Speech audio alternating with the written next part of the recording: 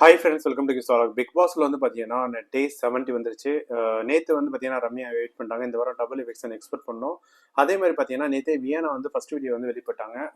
போன சீசன் வந்து ராணா இருந்தார்ல, அவர் ஃப்ரெண்ட் அவங்க வீடியோ போட்டிருந்தாங்க.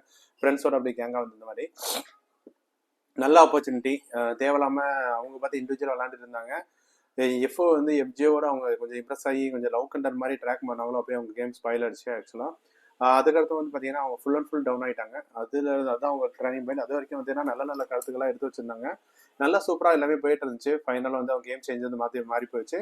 ஃபைனலாக பிக் பாஸ் கோர்ஸ் வந்து வியானா வந்து வெளியிட்டாங்க. அதுக்கடுத்து வந்து பார்த்தீங்கன்னா அவங்களுடைய வீடியோ எல்லாமே வந்து பார்த்தீங்கன்னா போட்டிருந்தாங்க. இவங்க வந்து நல்ல கண்டஸ்டன்ஸ் தான், இன்னும் 4-5 பேர் போயிருக்கலாம். இந்த வாரம் டபுள் எவிக்ஷன் இது கமருதீன் பார்வதி யாராவது ஒருத்தவங்களுக்கு கார் கொடுப்பாங்கன்னு பார்த்தோம். அவங்க எதுவும் கொடுக்கல. இந்த டைம் எதுவுமே அப்படியே சிம்பிளாக முடிச்சு விட்டாங்க. நேற்றே வந்து பார்த்தீங்கன்னா சில விஷயங்கள் வந்து எதிர்பார்த்த அளவுக்கு பண்ணல. அவங்க தப்பு பண்ணாங்கன்னா அதே மாதிரி தப்பு மாதிரி பண்ணி விட்டாங்க. அந்த அளவுக்கு சுவாரஸ்யமான ஒன்றும் இல்லைங்க. பெருசாக எக்ஸ்பெக்ட் பண்ண அளவுக்கு ஒன்றும் இல்லை. எப்பவும் போல் கேப்டன் மட்டும் வச்சு செஞ்சுட்டு அனுப்பிச்சி விட்டாரு. இன்னும் கொஞ்சம் கொடுத்துருக்கலாம். நேற்றே வந்து பார்த்தீங்கன்னா கமருதீன் வந்து தெளிவாயிட்டாரு. ஆனால் பார்வதி விடுற மாதிரி இல்லை.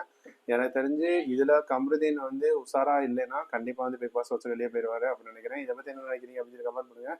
பிடிச்சிருந்தா லைக் பண்ணுங்கள், மறக்காம சேனலை ஃபாலோ பண்ணுங்கள். தேங்க்யூ.